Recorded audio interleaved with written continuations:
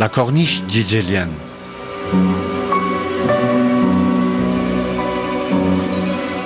Une riche biodiversité floristique existe dans cette région où d'abondantes pluies tombent en période d'hiver.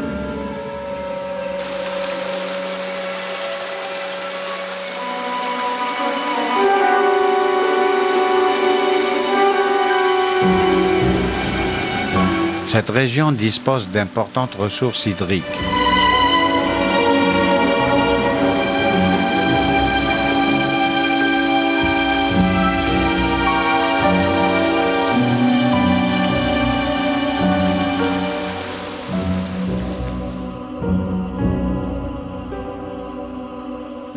Aussi, les Babors disposent d'un climat doux et tempéré de type méditerranéen.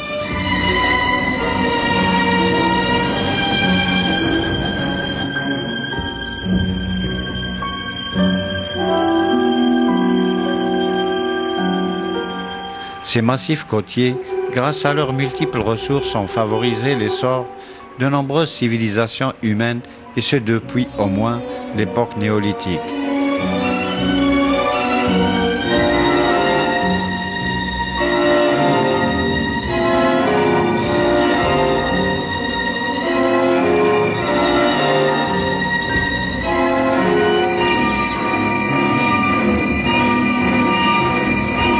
Au pied de la falaise de Grès, le site préhistorique de Melbou est des plus édifiants. Il s'agit là du plus ancien habitat de l'homme primitif de Melbou.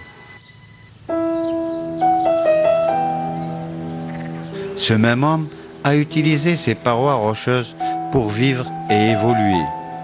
Ces cavernes ont servi d'habitat et refuge à l'homme chasseur de Melbou durant la préhistoire. Aujourd'hui, le site a perdu de son authenticité. Celui-ci a fait l'objet d'un pillage systématique durant les siècles derniers.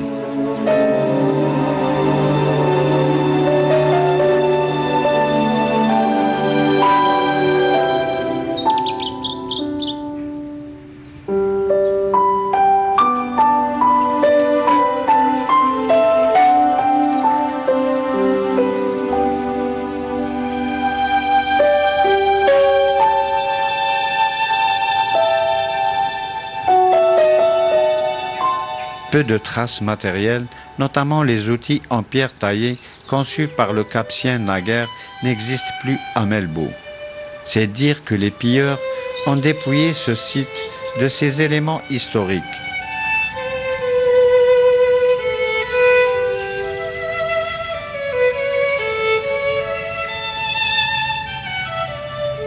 Tout reste à faire pour réhabiliter ce site archéologique de Melbou.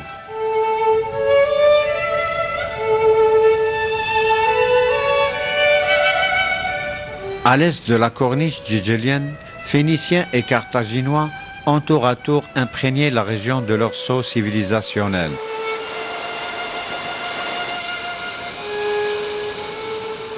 Les pieds dans l'eau, le site de Rabda porte toujours les traces de la civilisation punique. Il s'agit d'un site funéraire où les tombes mortuaires sont creusées à même les dalles de grès. Comme on le constate, seules certaines chambres funéraires ont résisté à la dégradation.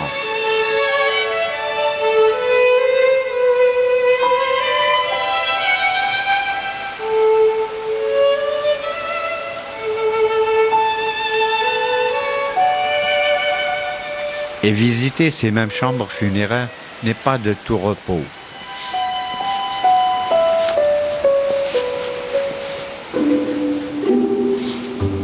On y accède grâce à des escaliers sculptés à même le bloc de grès.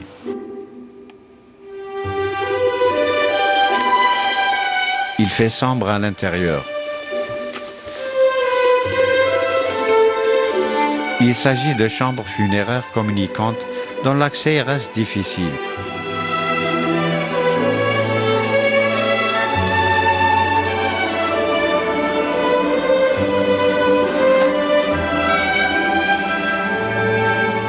et pivoter à l'intérieur de ces espaces exigus n'est point aisé.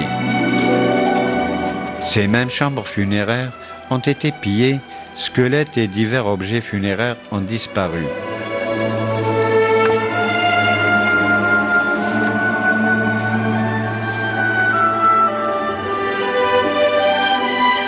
Il s'agit là d'un site unique en Méditerranée dont la préservation est des plus urgentes.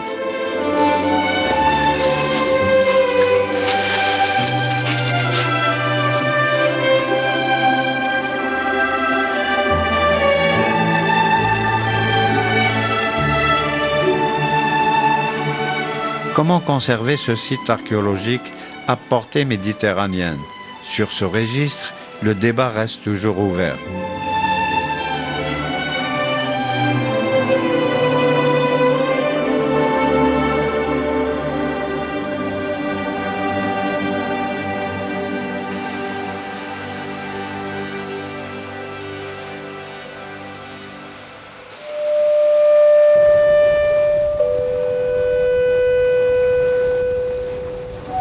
Région minière, la corniche gégélienne a également attiré les Romains. Les ressources minérales ont été connues depuis longtemps et même les Romains ont pu exploiter de l'or dans la région de Cavallo,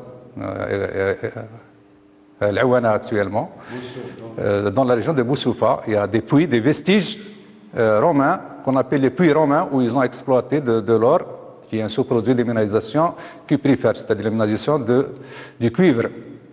Et l'une des particularités de minéralisation ou du minerai de la région, c'est sa richesse aussi en argent. Parce qu'ici, c'est des minéralisations polymétalliques, c'est-à-dire il y a plusieurs métaux, il y a le fer, il y a le plomb, le zinc, et ça c'est les minéralisations principales. Et comme sous-produit dans ces minerais, on a de l'or associé aux minéralisations du cuivre, de l'argent associé aux minéralisations du plomb, du cadmium dans les minéralisations du zinc. Et donc, ces sous-produits sont extraits lors du traitement de ces minerais. Là, il s'agit d'échantillons de cuivre, plomb, argent et or extraits du mont de Boussoufa, près de l'Aouana.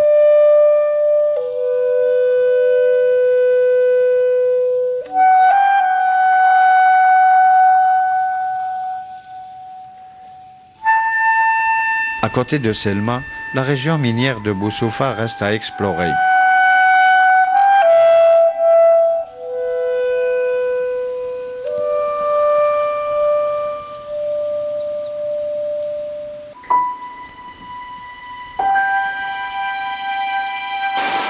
Plus bas, Darloued n'a pas encore fait l'objet d'études géologiques approfondies.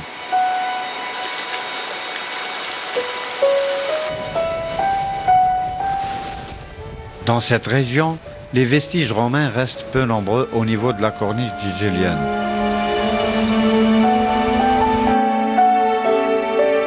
Plusieurs sites ont été engloutis par la mer.